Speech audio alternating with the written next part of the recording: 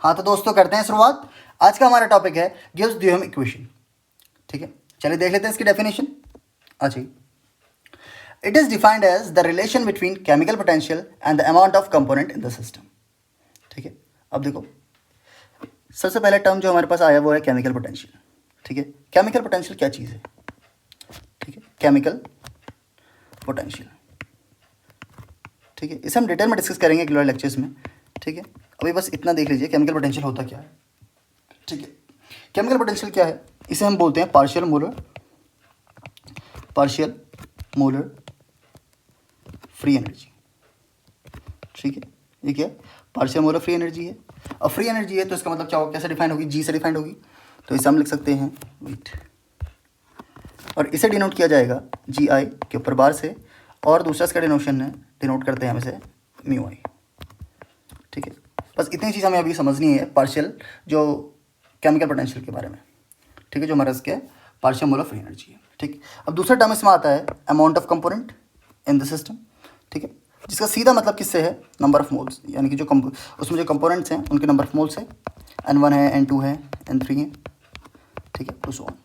ठीक, इतनी बात क्लियर होगी। चलिए अब बात कर लेते हैं गिव्स ड्यूहेम इक्वेशन की। ठीक, और वो पूरा रिलेट करता है पार्शियल मोलर क्वांटिटीज या पार्शियल मोलर प्रॉपर्टीज। ठीक है, आ जाइए देख लेते हैं। जैसे हम उसमें लेते थे तो जी इज़ अ फंक्शन, यहाँ पर लिख लेते हैं। हेयर हमारे पास क्या है? जो गिव्स ड्यूहेम इक्वेशन है इसमें क्या है हमारे पास? जी फ्री एनर्जी जो क्या है, is a function of pressure, temperature and number of moles, भी इसमें कॉन्स्टेंट है, and to up to so on. ठीक, आ जाओ थोड़ा सा पुराना रिलेट कर लेता हूँ। ठीक है, जैसे उसमें क्या होता था, उसमें हम क्या देखते थे?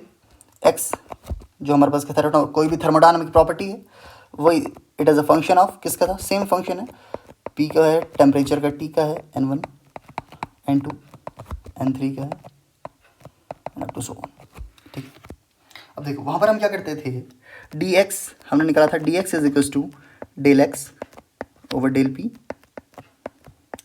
D p at constant temperature, number of moles N1 N2 N3 up to so on.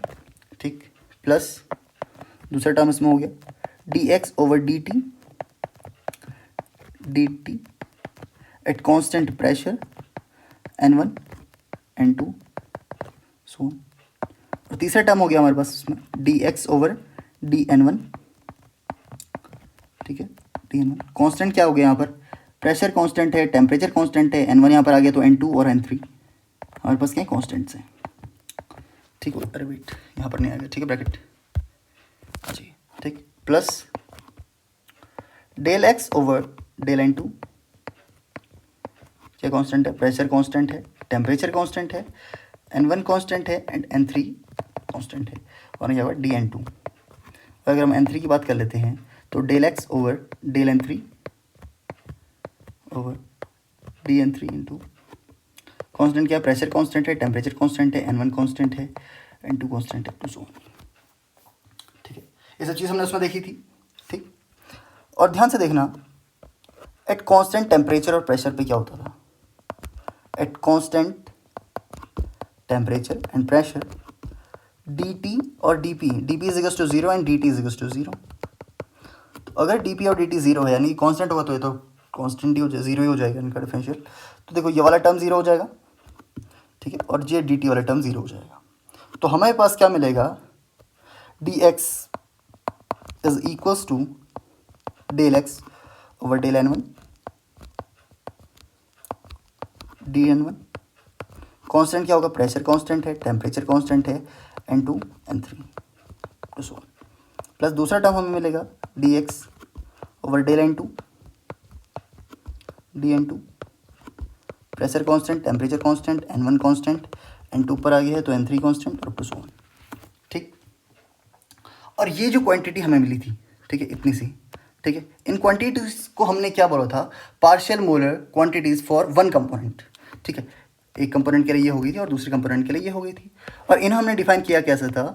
xi के ऊपर बार यानी कि x1 के ऊपर बार। ठीक, और ये हो गया हमारे पास x2 के ऊपर बार। ठीक है, और यही हमारे पास क्या थी? पार्शियल मोलर क्वांटिटीज थी। अब अगर हम बात करते हैं यहाँ पर गिब्स की, ठीक है, तो देखो यहाँ पर क्या होगा, जो हमारे पास क्या है, पार्शियल मोलर फ्री एनर्जी है, ठीक, उसे हम लिख सकते हैं डी जी। सेम यही चीज़ करनी है हमें, ठीक है। यहाँ पर क्या है हमारे पास, आ जाओ देखना, G is a function of same pressure, temperature, number of moles N1 N2 N3, ठीक है। अब देखो यहाँ पर हम डी जी कैसे लिखेंगे, D ji is equals to, वही सारी चीज़ आ जाएगी, डेल जी over del P D P, constant क्या हो जाएगा, temperature constant, N1 constant, N2 constant, to so on, plus del ji over del T D T, constant क्या हो जाएगा, प्रेशर कॉन्स्टेंट हो जाएगा, N1 constant, N2 constant, to so on, plus del ji over del N1, del ji over del N1 D N1, temperature constant, pressure constant, N1 यहाँ आ चुका है तो N2 और N3 constant, plus to so on, ठीक है। यहाँ पर आ जाएगा del ji over del N2 d N2, temperature constant, pressure constant, N1 constant and N3 constant, और ये ऐसे चलते रहेगा, ठीक है। अब देखो at constant temperature and pressure, वही सारी चीज़ें हैं, ठीक है। At constant temperature and pressure क्या हो जाएगा, d P is equal to zero और d t is equal to zero, ठीक है। जो चीज़ हमने वहाँ की थी सेम वही चीज़ करनी है, तो ये वाला टर्म जीरो हो जाएगा और ये वाला टर्म भी जीरो हो जाएगा, ठीक है।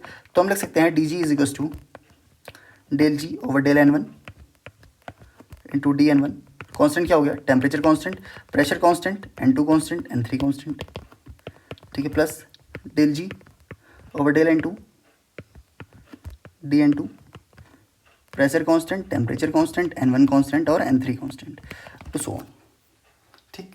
अब देखो वहाँ पे हमने क्या किया था, इन ऐसी चीज़ों को एक्स के टर्म में उन्होंने कुछ नेम दिया था, ठीक है। यहाँ पर इसे हम क्या बोलते हैं, ये हो गया हमारे पास पार्शियल मोलर क्वांटिटीज़, और इन क्वांटिटीज़ को हम बोलते हैं केमिकल पोटेंशियल, ठीक है। ये हो गया हमारा μ1 जो एक केमिकल पोटेंशियल है, और ये हो गया μ2 जो दूसरा केमिकल पोटेंशियल है, ठीक है। डेल जी ओवर डेल N1 एक केमिकल पोटेंशियल हो गया, और डेल जी ओवर डेल N2 एक दूसरा केमिकल पोटेंशियल हो गया, तो यानी कि हम इसे लिख सकते हैं डी जी, ठीक है। यहाँ से देखिए d ji is equals to μ1 d N1 plus μ2 d N2 plus up to so on, ठीक है।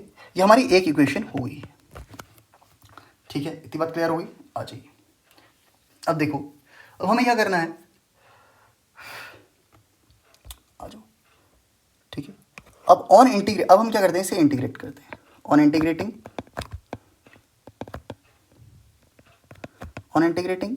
वी गेट क्या मिलेगा हमें, देखो ध्यान से देखना, डी जी का तो इंटीग्रेट करके जी हो जाएगा, ठीक है, μ1 जो कि क्या इंटीग्रेशन में नहीं आएगा, तो डी N1 का क्या हो जाएगा, N1 हो जाएगा, μ1 N1 प्लस इसे लिख सकते हैं μ2 N2, ठीक है, प्लस अप टू सो, ठीक।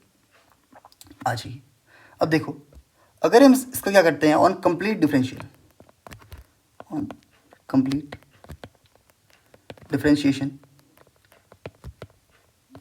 टी आई एटी, ठीक है, टी आई एटी, इससे ज़्यादा कंप्लीट डिफरेंशिएशन करेंगे तो हमें क्या चीज़ मिलेगी, आ जाइए देखो d ji is equals to इस पूरे का डिफरेंशिएशन डी इंटू किसका μ1 N1 plus differential of μ2 N2 plus up to so on, ठीक। ये कोई डी जी हो गया, ठीक है।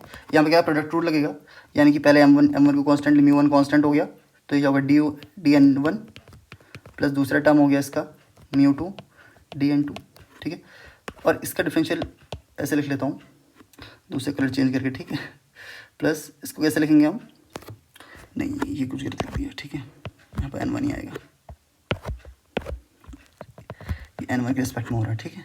अच्छा अब देखो अगर हम सेकंड वाले का डिफरेंशियल करते हैं तो पहले क्या होगा, μ2 कांस्टेंट हो गया, फिर डी N1 N2 प्लस इस बार N2 कांस्टेंट है तो क्या हो जाएगा डी μ2, यहाँ पर थोड़ा गलती हुई है, ठीक है। यहाँ पर क्या हो जाएगा, एक बार N1 कांस्टेंट था तो N1 हो गया डी μ1 हो गया, ठीक। ये इक्वेशन नंबर हमारी होगी 2। अब ऑन इक्वेटिंग नंबर 1 और 2, ठीक है। अब देखो क्या होगा, on equating EQUATING, equating, equation 1 and second. ठीक है, तो हमारे पास क्या मिलेगा, देखो इसे थोड़ा अलग पेन से लिख लेते हैं। μ1 dμ1 dn1, wait, μ1 dn1 plus μ2 dn2 is equals to, ये वाला टर्म इसके इक्वल होगा। ठीक है, dg आ जाओ, यहाँ पर लिख सकते हैं μ1 dn1 plus n1 dμ1 plus ये वाले टर्म ऐसे आ जाएंगे। ठीक है, μ2 dn2 प्लस n2 dμ2। अब देखो ये वाले टर्म इससे कट जाएगा। ठीक है, μ2 dμ2 इससे कट जाएगा, तो यानी कि हमारे पास क्या हो गया, is equals to 0 is equals to n1 dμ1 plus n2 dμ2। ठीक है, plus up to so on.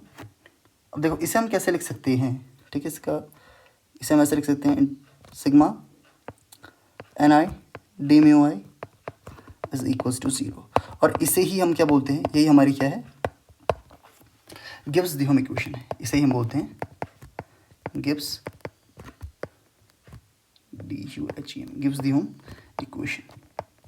ठीक हो गया, और इससे क्या कर सकते हैं, मोल फ्रैक्शन के टर्म में भी लिख सकते हैं हम। अगर क्या करते हैं हम इसमें टोटल नंबर ऑफ मोल से डिवाइड करते हैं तो हमें क्या मिल जाएगा, जैसे सिग्मा ni dμi, अगर इसे हम टोटल नंबर ऑफ मोल से कैपिटल एन से डिवाइड करते हैं तो ये तो 0 हो जाएगा इसका टर्म। ठीक है, तो बस यहीं पर होगा। अब देखो हमें क्या मिल जाएगा, summation of xi dμi is equals to 0। ये हमें क्या मिला, एक दूसरी इक्वेशन मिल गई in the terms of equation, in the terms of किसके, मोल फ्रैक्शन। ठीक है, और एक बात अगर थोड़ा बहुत कन्फ्यूजन होगा तो देखो n1 over total number of moles क्या होता है, मोल फ्रैक्शन होगा। ठीक है, ऐसा हमने इसे रिप्लेस कर दिया। Got it. बस आज के लिए बस इतना ही, मिलते हैं अगले लेक्चर्स में। Okay, bye bye.